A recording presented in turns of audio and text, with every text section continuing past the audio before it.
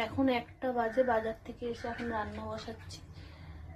মোটামুটি সব করেই রেখেছে মা, ভাত, চাটনি, লাউ ঘন্ট হয়েছে, আর আমি এখন মাংসটা বসাবো।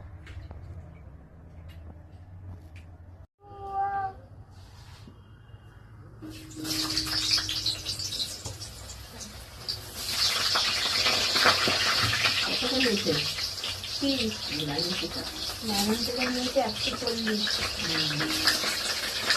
আর লাইনটা 350।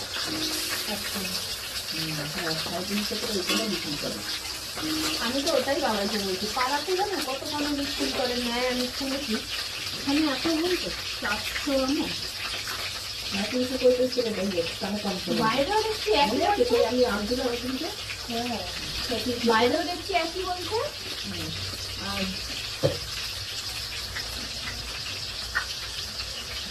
বাবা কি বলে আজকে পড়তে বলতাম না, আজকের দাম বেশি কালকে যা তুই কম দাম পাবি, ওই জন্য না আজকের দাম বেশি নেই কেন আজকে সপ্তাহে বাজার করে তো লোকেরা বুঝেছি, যারা যায় আজকে প্রচুর দাম নেই, রোববারে কখনো বেশি আনতে নেই। কই মাছটা দেখেছি, লোক লাগছিল এই মাছটা ও কই মাছ দিতে বলছিল, বলছে কই মাছ আমার বলছে তুমি ভালো হচ্ছে তাহলে একটু নাও অল্প করে, মানে সে একবারে অত নিয়ে আমার ফ্রিজে রেখে রেখে ভালো লাগে না, আবার একদিন এখানে ওই মাছটা এবার কিনতে থেকে খাওয়া এখন মাছের প্রথম না, এটাই তো বলছি প্রচুর দাম নেই।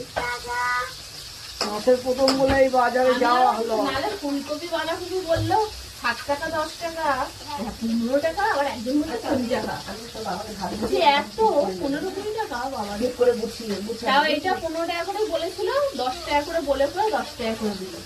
ফুলকপি বাঁধাকপি 10 টাকা কেজি, এটা আমি গুছাচ্ছি 10 টাকা সেদিন বড় বড় ফুলকপি। জল ভর্তি দিলে হয়েছে গামলাটা জানা রেডি করে ঠিক করে গুছিয়ে রাখতে হবে, একটা একটু করে জিনিস রাখতে হবে।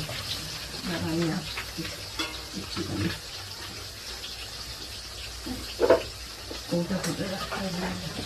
এই টমেটোটা মাংস তো হ্যাঁ হ্যাঁ মাংস অল্প করে রেখেছি, ঠিকই আছে, 4 টমেটো করো না মারবে। আচ্ছা আমার একটু মাংসটা না অন্যদিকে বসাবো, ভাই খাবে তাহলে আমি ভাত